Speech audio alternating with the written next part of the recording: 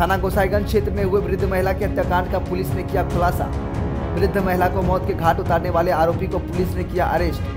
कुछ दिन पूर्व ग्राम कपेरा मदारपुर में मिला था वृद्ध महिला का शव। हत्याकांड को अंजाम देकर आरोपी हुआ था फरार।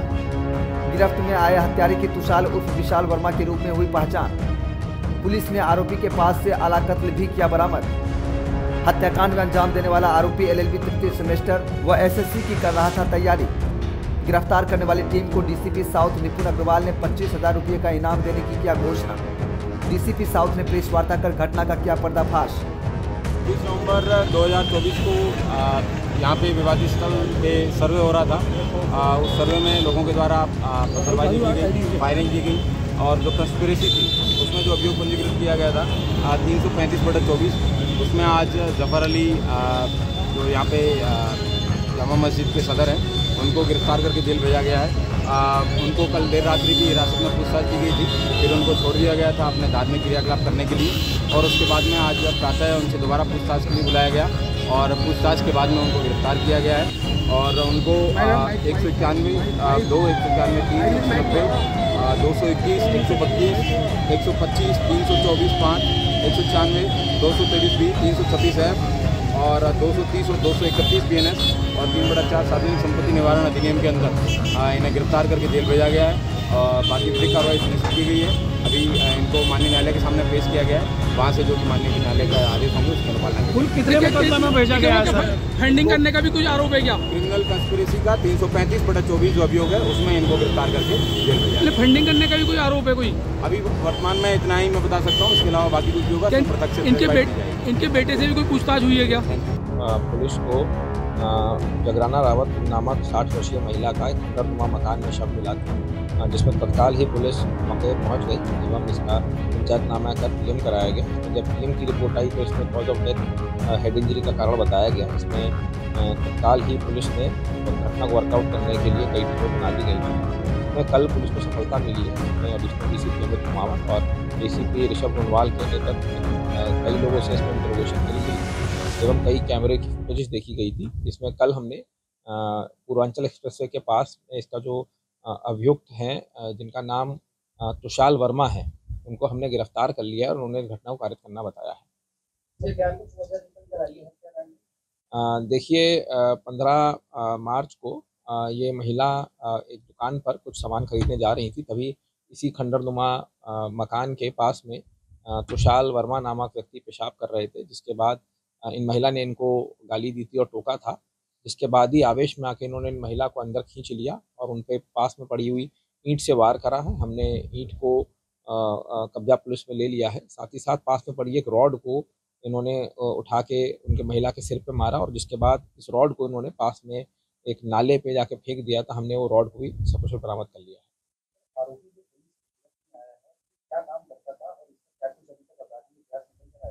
देखिए आरोपी के माँ बाप की पास में ही मिठाई की दुकान है और ये स्वयं LLB की पढ़ाई कर रहे हैं। ये 3rd सेमेस्टर के छात्र हैं। इनका कॉलेज हिमामऊ में पढ़ता है। साथ ही साथ ये कॉम्पिटिटिव एग्जाम्स SSC इत्यादि की तैयारी भी कर रहे हैं।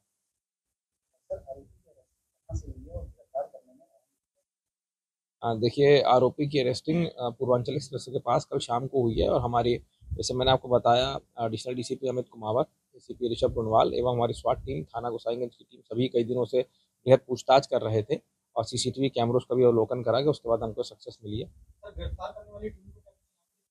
हाँ, गिरफ्तार करने वाली टीम को हमारी तरफ से 25,000 का इनाम घोषित करा। डॉक्टर काकोरी, ACP काकोरी और फोरेंसिक की टीम और आसपास का फोर्स मौके पर पहुंचा और पहुंचने के बाद उनकी पहचान मनोज और रोहित इन दोनों के रूप में हुई, जो उसके बगल के ही गांव के रहने वाले हैं।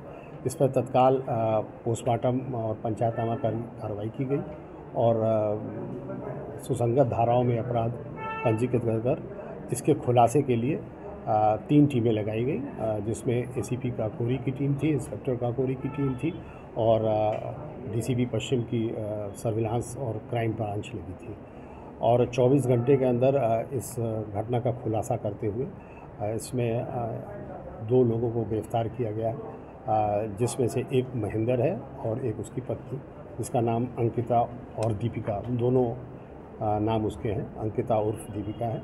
इन दोनों को गिरफ्तार किया गया और जो पूछताछ में और साक्ष्यों को एकत्र करने में जो बात प्रकाश में आई उसमें ये पता चला कि जो इसमें मृतक मनोज है उसका जब वो स्कूल में पढ़ता था तभी से उसका मधुर संबंध, प्रेम संबंध जो है वो महेंद्र की पत्नी जो अंकिता है उससे था और जब उसकी शादी महेंद्र से हो गई तब भी वो संबंध बना रहा।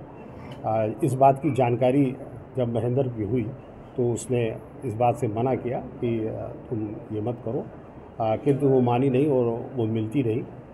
बाद में महेंद्र ने उसे स्पष्ट कहा कि देखो तुमको दो में से एक ही चीज़ को चुनना पड़ेगा, या तो तुम उसके साथ रहो या मेरे साथ रहो। इस पर अंकिता ने ये बात बताया कि नहीं, हम तुम्हारे साथ रहेंगे और उसको हम लोग रास्ते से हटा देते हैं।